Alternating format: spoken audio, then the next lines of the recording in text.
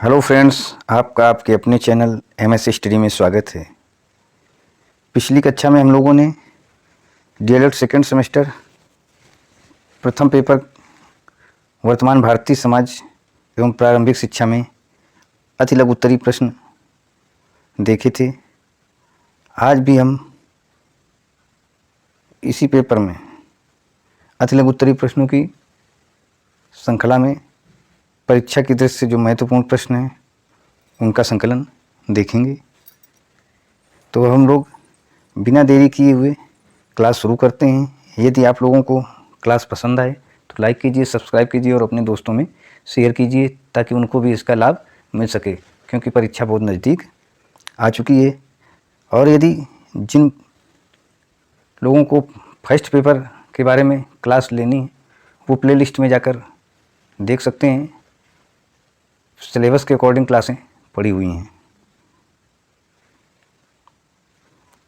तो पहला क्वेश्चन हमारा है, मानव की संपूर्णता का प्रकटीकरण ही शिक्षा है, ये कथन किसने दिया था?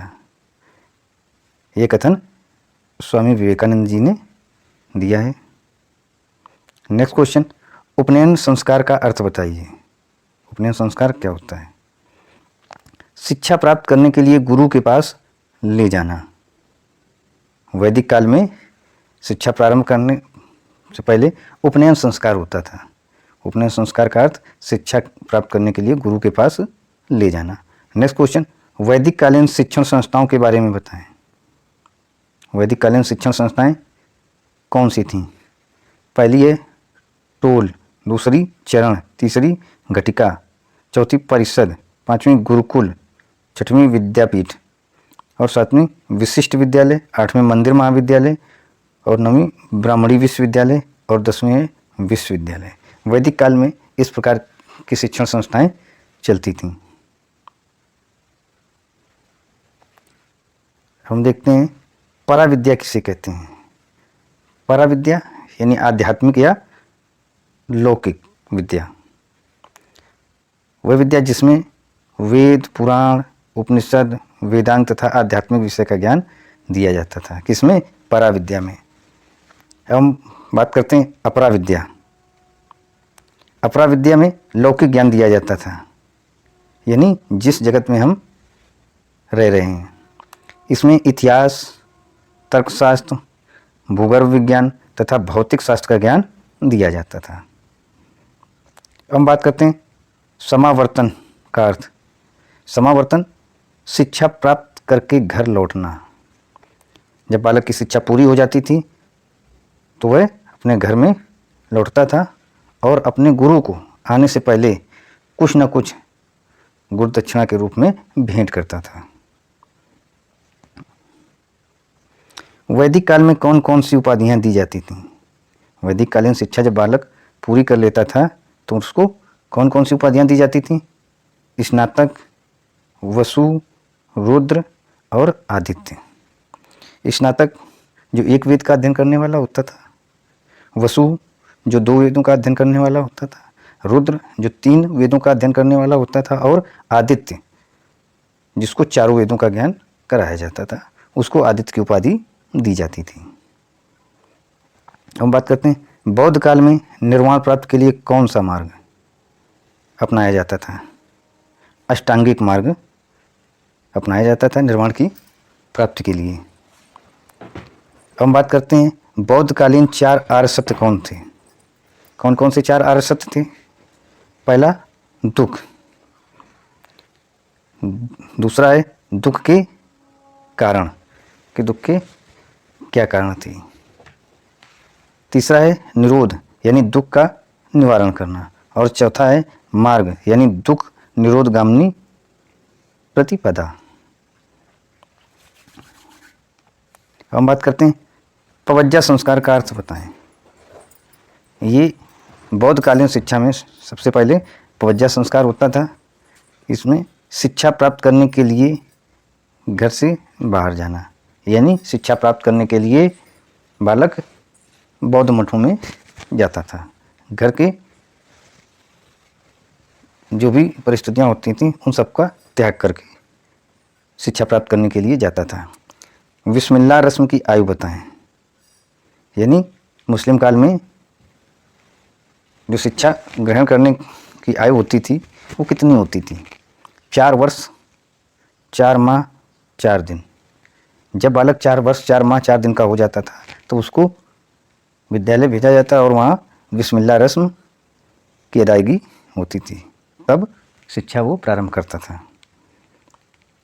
हम बात करते हैं मध्यकाल में उच्च शिक्षा की व्यवस्था होती थी।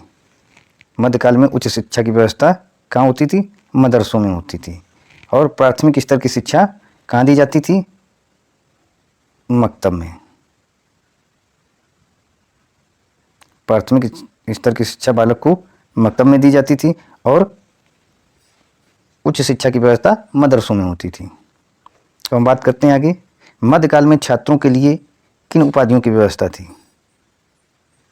मध्यकाल में छात्रों के लिए फाजिल, काबिल एवं आमिल उपाधियों की व्यवस्था होती थी। अब हम आगे देखते हैं, कलकत्ता मदरसा की स्थापना कब हुई? कलकत्ता मदरसा की स्थापना सन 1781 ईस्वी में हुई। फोर्ट विलियम कॉलेज की स्थापना किसने की? फोर्ट विलियम कॉलेज की स्थापना गवर्नर जनरल लॉर्ड वेलेजली ने की। आदर्शवाद के अन्य नाम बताएं। आदर्शवाद के अन्य नाम कौन कौन से हैं? तो पहला है विचारवाद, दूसरा मनवाद, तीसरा आत्मवाद, चौथा प्रत्ययवाद और पांचवा बुद्धिवाद। ये सब आदर्शवाद के नाम हैं। आदर्शवाद की जगह विचारवाद रख करके आपसे प्रश्न पूछा जा सकता है, मनवाद लिख करके पूछा जा सकता है, बुद्धिवाद, प्रत्ययवाद, आत्मवाद, इनमें से कोई भी नाम रख करके प्रश्न बनाए जा सकते हैं। इसलिए आपको आदर्शवाद के सभी नामों का ज्ञान होना चाहिए। अब हम बात करते हैं आदर्शवाद के प्रमुख उद्देश्य। आदर्शवाद के प्रमुख उद्देश्य होते हैं, पहला आत्मानुभूति। आत्मानुभूति यानी मोक्ष की प्राप्ति, और मोक्ष की प्राप्ति के लिए सत्यम शिवम सुंदरम का ज्ञान होना आवश्यक होता है। अगला है आध्यात्मिक विकास की तैयारी। आध्यात्मिक विकास की तैयारी के लिए हमें वेदों का अध्ययन करना होता है। और अगला है उद्देश्य पवित्र जीवन की तैयारी। पवित्र जीवन की तैयारी, जब हम आध्यात्मिक ज्ञान प्राप्त कर लेंगे और सत्यम शिवम सुंदरम का ज्ञान होगा तो हमारा जीवन कैसा होगा? पवित्र होगा। हम सत्य के रास्ते पर चलेंगे जिनके माध्यम से हमें मोक्ष की प्राप्ति हो रही, यानी आत्मानुभूति की प्राप्ति होगी। हम बात करते हैं अगले क्वेश्चन की, संघ में प्रवेश के बाद छात्र कहलाता था।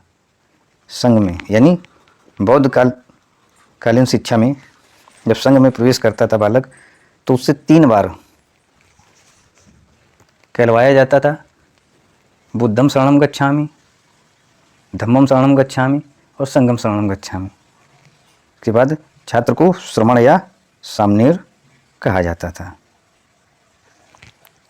अगला प्रश्न है, प्राचीन शिक्षण पद्धति में विधियाँ थीं। कौन कौन सी विधियाँ थीं शिक्षण की? पहला है श्रवण, यानी सुन करके। आपको सुन करके, जो गुरु ज्ञान देता था उसको केवल सुन करके आप ग्रहण करेंगे। सुनने के पश्चात जो आपने सुना है उस पर मनन करेंगे, चिंतन करेंगे। और अगली पद्धति थी निधिध्यासन। अगला क्वेश्चन है, छनोई का सिद्धांत किसने प्रतिपादित किया? छनोई का सिद्धांत लॉर्ड मैकाले ने प्रतिपादित किया है। इस सिद्धांत का आशय ये था कि लॉर्ड मैकाले केवल उच्च वर्ग के लोगों को शिक्षा प्रदान करना चाहता था और वो विचार करता था कि जब उच्च लोगों के पास शिक्षा पहुंच जाएगी, धीरे धीरे निम्न लोगों तक शिक्षा का प्रसार होगा, यानी क्षण क्षण करके शिक्षा निम्न लोगों तक पहुंचेगी। तो ये उसका सिद्धांत था, या कह लीजिए इस विचार से उसने छनोई का सिद्धांत प्रस्तुत किया था। परीक्षा की दृष्टि से ये सभी प्रश्न महत्वपूर्ण हैं और आप इनको अच्छी तरीके से पढ़कर याद कर सकते हैं ताकि परीक्षा में अच्छा लिख सकें। और इन्हीं प्रश्नों से आप बहुविकल्पी प्रश्न बना सकते हैं। कई तरह से वो पूछे जा सकते हैं प्रश्न, जैसे छनोई का सिद्धांत किसने प्रतिपादित किया था? 4 ऑप्शन दे दिए गए, लॉर्ड मैकाले हो गया, वारेन हेस्टिंग हो गया, डुप्ले हो गया, या इनमें से कोई नहीं। इस प्रकार के क्वेश्चन बना करके आपके सामने प्रस्तुत किए जा सकते हैं। तो आप क्या करेंगे, अगर याद है तो सही उत्तर दे लेंगे कि लॉर्ड मैकाले छिनोई सिद्धांत के प्रतिपादक थे। तो आज की क्लास हमारी यहीं समाप्त होती है। Thank you.